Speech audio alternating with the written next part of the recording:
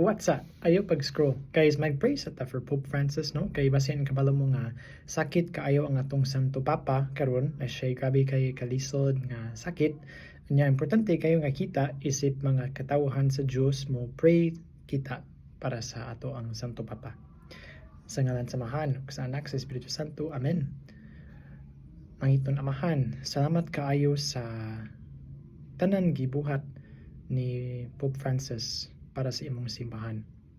Salamat kaayo sa kinabuhi niya, sa kasantos niya, sa tanan mga blessings nga imong ihatag siya.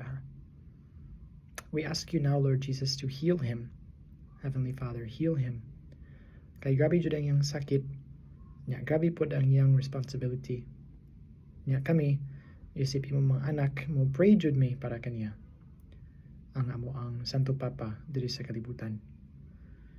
Tabangin niya sa iyang kasakit, tabangin niya sa tanan mga temptation. May he be strong against all temptations, labi na sa mga spiritual warfare. Bring him back to health soon para makaalagad siya balik sa imong simbahan. Heavenly Father, we pray, amahan namo nga nasa mga langit, pagdaygo na imong ngalan, ubabot ka namo imong gingharian, matuman ang imong pagbuot dinhi sa yuta maingon sa langit. Ang kalanon namo sa matag adlaw ihatag ka namo karong adlaw. Ug pasaylo kami sa among mga sala, maingon nga nakapasaylo kami sa mga nakasala kanamo.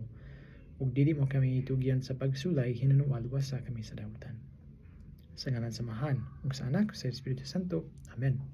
Salamat kayo sa pagtanaw sa kaniyang prayer. Guys, please share this video para daghan kayo mga tao mo pray para sa health sa atong Santo Papa. See you!